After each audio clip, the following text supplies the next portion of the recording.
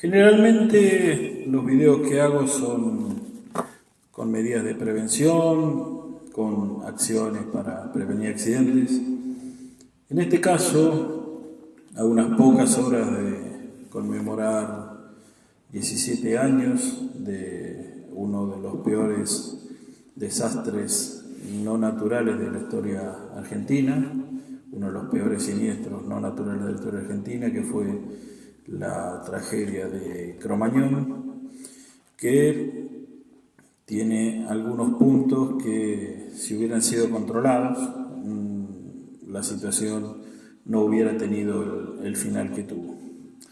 Entonces, mi idea en este momento es hacer un breve repaso de lo que sucedió esa trágica noche del 30 de diciembre, aproximadamente a las 22:50 horas, y ver cuáles son las acciones que se tomaron y cómo estamos en este momento después de haber pasado 17 años de este suceso. En Cromañón hubo 194 muertos, hubo 1.432 heridos y miles de familiares y de estos heridos que terminaron muriendo después y que fueron tratados, la mayoría, por el shock, por estrés postraumático, por haber estado en esa situación terrible que sucedió mientras una banda de rock estaba tocando. Los fanáticos encendieron un elemento pirotécnico. Esos proyectiles del elemento pirotécnico llegaron a la media sombra que cubría el techo de este local bailable. Además de la media sombra, sobre el techo del local bailable había una cubierta de guata, que es un material también altamente combustible, y sobre eso estaban las planchas de poliuretano comunes para mejorar la acústica de estos lugares. Eso terminó generando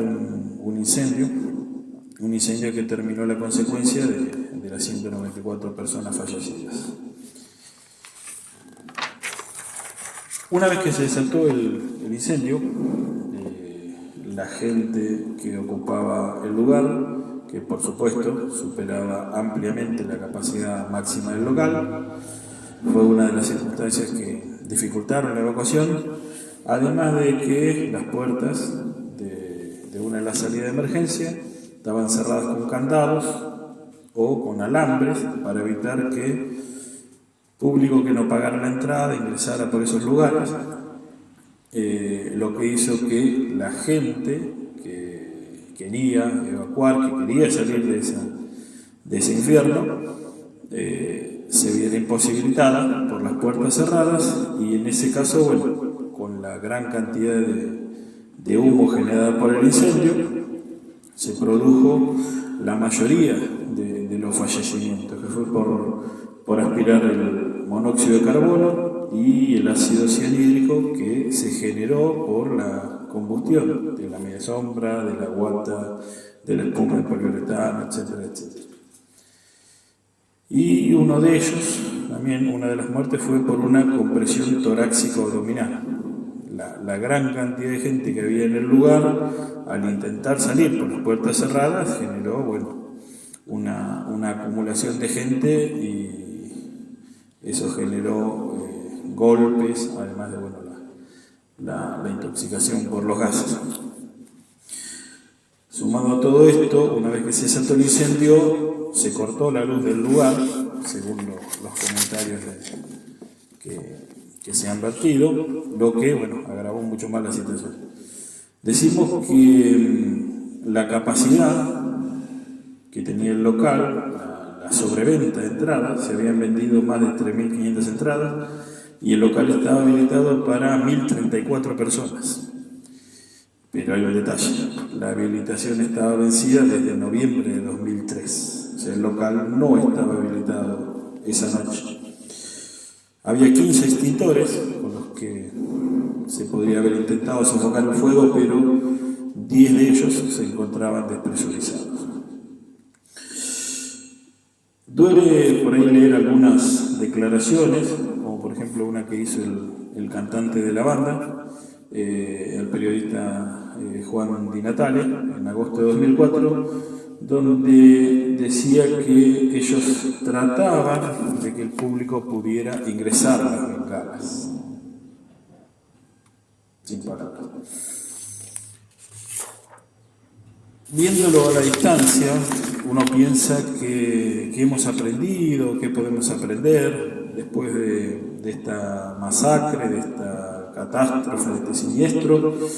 que no fue un accidente, porque claramente se pudo evitar por muchas maneras que ahora son las que vamos a ver. Se empezó a controlar más los boliches,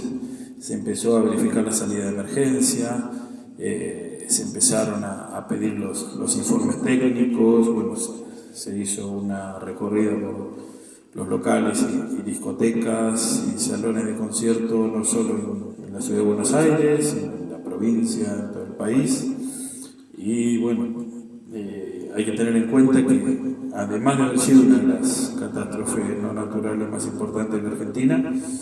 uno de los desastres no naturales más importantes de Argentina, fue también una de las mayores tragedias en lo que es la historia de la música rock a nivel mundial. Entonces, ¿qué aprendimos?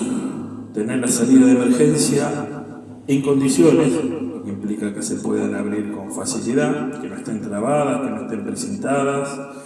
si tienen precintos, que sean los precintos plásticos que solamente sirven para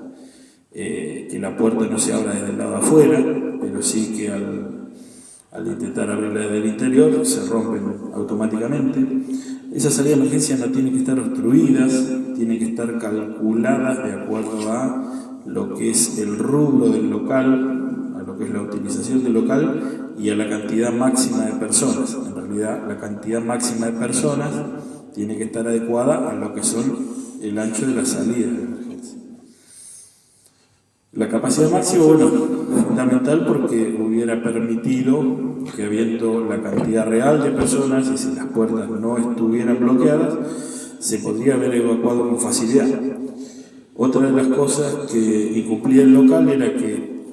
las puertas de salida de emergencia no salían directamente al exterior, sino que salían al estacionamiento de un hotel. Generalmente se pide que las puertas de salida de emergencia salgan directamente al exterior y que toda esa gente se dirigida a un punto de encuentro, no que comuniquen con otro que puede ser un sector de incendio. En el caso de los extintores, bueno, nada que decir, de 15 extintores había 10 que estaban despresurizados, descargados o vencidos. Tal vez no se podrían haber utilizado por la altura del techo, pero es fundamental que en el caso de tener los extintores los tengamos en regla. Incluso una habilitación o una inspección podría haber pedido tranquilamente los rociadores de techo, para este caso, o algún otro medio de extinción que no fueran solamente los extintores. Sabemos que la cantidad de extintores y su distribución y los medios de extinción van de acuerdo al cálculo de carga de fuego. Pero bueno, si la habilitación estaba vencida, ahí ya no podemos decir mucho más. El uso de pirotecnia, por supuesto, se prohibió en la mayoría de los eventos, no solo en recitales, sino en varios eventos deportivos y, por supuesto, en los eventos que eran en lugares cerrados, no en el exterior. Igualmente, el uso de bengalas en lo que son las canchas de fútbol o los eventos deportivos al aire libre implica el mismo riesgo porque es un foco de ignición que tenemos que puede incendiar cualquier elemento combustible. Y bueno, como decíamos, la habilitación.